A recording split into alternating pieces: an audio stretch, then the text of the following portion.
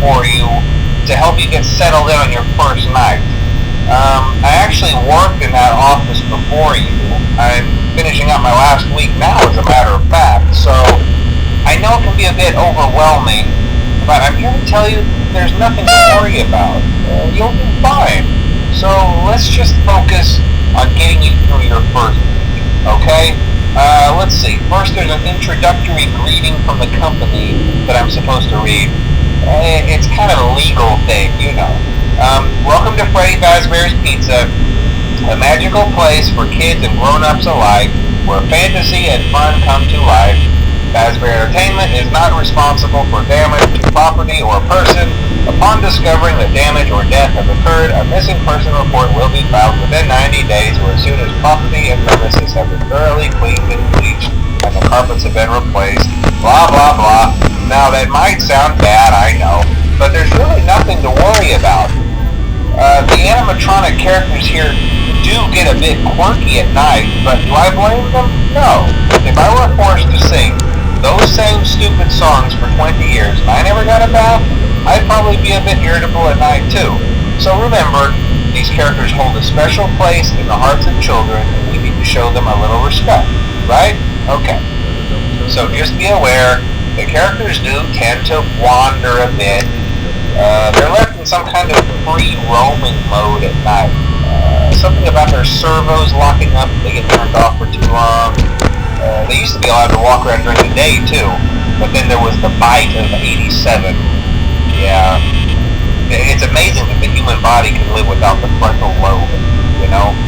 Now concerning your safety, the only real risk to you as a night watchman here, if any, is the fact that these characters, if they happen to see you after hours, probably won't recognize you as a person.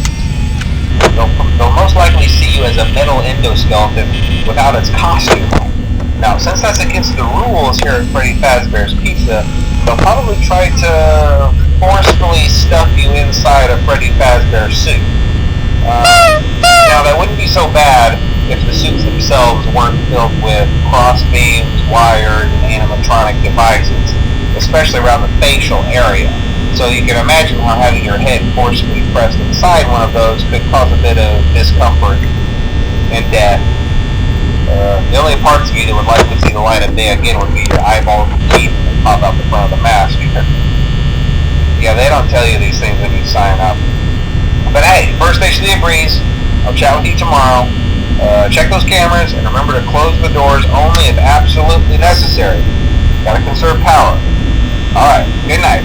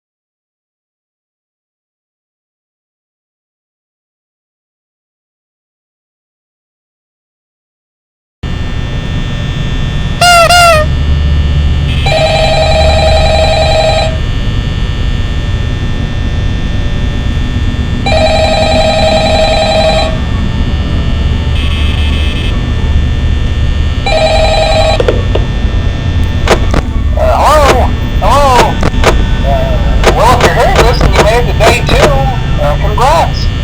I won't talk quite as long this time since Freddie and his friends tend to become more active as the week progresses. It might be a good idea to peek at those cameras while I talk, just to make sure everyone's in their proper place, you know. Interestingly enough, Freddie himself doesn't come off stage very often. I've heard he becomes a lot more active in the dark, though, so hey, I guess that's one more reason not to run out of power, right? I also want to emphasize